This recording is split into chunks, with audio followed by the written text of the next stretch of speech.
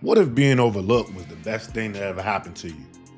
What if every time someone counted you out, they was just adding fuel to your fire? That receiver, he's not a first rounder. He's not a late round pick. He went undrafted.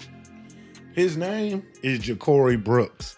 And right now, he torching Commanders camp right now. We ain't see it coming. You ain't see it coming. Let's lock in. Hit that like button, that subscribe button. If you believe in underdogs turning heads, camp darlings and whatnot, tap that like button, man. Hit the subscribe button, and let's get right into it. Listen, before he was an underdog, Ja'Cory Brooks was a 5-star phenom. Born and raised out Miami, 99 catches, over 1,200 yards, 18 touchdowns, and he won a state title. So he's a winner. He was so good, he transferred to IMG Academy, the football version of Hogwarts. If y'all not familiar with IMG Academy, they got like 35 tennis courts on campus, all right? They got like 6 football fields on campus. It's crazy. Their weight rooms are absolutely insane. Definitely look them up if you ain't never checked them out. He was the consensus number 2 wide receiver in the entire 2021 class. Size, skill, pedigree. And then he committed to Nick Saban in Alabama. Everyone assumed he was next up. Julio, Amari, Devontae. Then it was supposed to be Ja'Cory. The NFL was a destination. College football had other plans. But football, as well as life, doesn't always follow a linear script. When Ja'Cory Brooks got to Alabama, it was like stepping into the lion's den of elite talent, straight dogs, right? You know how Nick Saban ran his program? Dog eat dog. He started out on special teams, but he made a name for himself very quickly, especially in the clutch. He really ingratiated what it meant to be a clutch player when you don't have many opportunities, right? Iron Bowl 2021, final minute, game tying touchdown. Then he had a bomb in the college football playoffs. Come on, man. Tell me that boy not clutch. That boy like that, man. He him right now. In 2022, 8 touchdowns, 674 yards, 17.3 yards a catch. That was considered a breakout season for him. He was Bryce Young's deep threat, and it was all coming together for Ja'Cory, man. It was all coming together for Ja'Cory. But like most things when it comes to athletics, he ran into the injury bug. 2023, he had a shoulder injury. He faded to the back. 3 catches all year. Fell out the favor of the depth chart, right? In Alabama's world, in the Crimson Tide's world, next man up is always another 5-star recruit that's hungry and willing. Brooks hit the transfer portal not too long after that. Louisville became the reset, a fresh start. He exploded, 61 catches, 1,013 yards, 9 touchdowns, right? First team All ACC, only the 4th Louisville Cardinal to ever do that. But the draft came. And then the draft went. He got no calls. 257 picks, Mo. That's a lifetime. We all know how draft weekend is. We was there. We was watching the draft. We paid attention the first 2 days, and the last day we was like, He didn't get not one call, man, during the draft.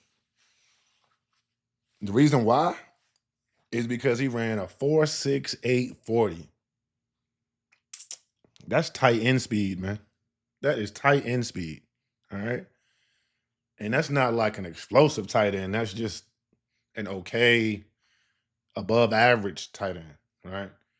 Not fast enough for scouts obsessed with measurables, obviously. Lance Zerline was quoted as saying, he wins with control, not with speed. And just like that, he became an undrafted free agent. Lucky us. Because AP saw more than just a stopwatch. He saw the tape. They signed him as a priority UDFA, with about $234K guaranteed. And guess what? He proven him right so far. What has he done? It's pretty much just about everything. He got 3 touchdowns in 2 days. You know, got 2 and 7 on sevens, one from JD and one from Marcus Mariota.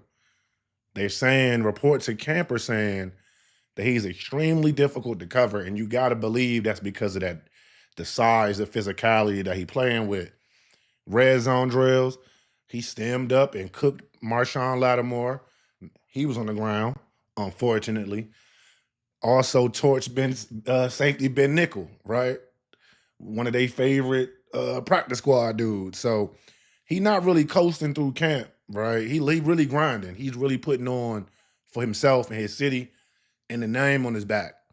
And he doing it for the name on the front of the jersey as well. You already know how we get down in Commanders Nation.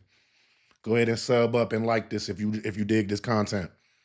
But listen, his motto, stack days, stack plays. He was one of the last players on the field.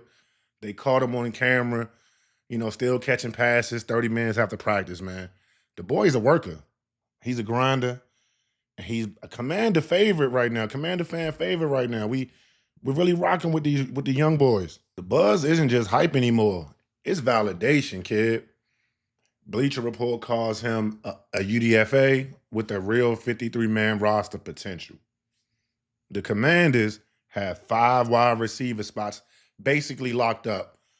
You know our two alphas right now is Terry McLaurin, Debo Samuels. Then you got Noah Brown, Luke McCaffrey, and you got the rookie Jayden Lane. That's 5. His real competition is Michael Gallup, K.J. Osborn, Chris Moore. But Jacory brings something different to the table. He got that 6'2" frame. He got real elite body control, red zone dominance. So think about him like this. Think about like a slower Terry McLaurin, a bigger, slower Terry McLaurin. Much slower, because Terry ran much faster than some damn 4.68. Disrespectful to the craft. Anywho, that's why he was a UDFA. And obviously you got to work with some things, right? 6'2" frame, you can't teach size. You can't teach elite body control. And that's just going to resonate in the red zone. And you know JD5 likes scoring touchdowns. That's what we do. But that might not be his ticket onto the roster primarily. Being that far back in the depth chart, you know what you got to do. You got to be a special teams contributor. You ain't got to be a special teams demon if you contribute in offense, but you got to be a special teams contributor, right? He does have special teams experience as a return man. So we might be to see him on like kickoff returns, which not that bad. I can see that happening, right? At least be, lead blocker for the guy that's, actually going to run the ball back. But that could be his ticket in. This is what resiliency looks like. From a 5-star recruit to forgotten. That's definitely an ESPN 30 for 30 doc. To fighting every day to rewrite the story. Some story, your story, her story, but mainly his story. The NFL said he wasn't fast enough. NFL said he wasn't good enough. 257 players called on draft weekend. He was not one of them. He didn't get a good look. But now all these DBs at camp is getting a good look at the back of his jersey as he forcing his name into the conversation to try to fight his way onto this roster. Y'all think he got a chance?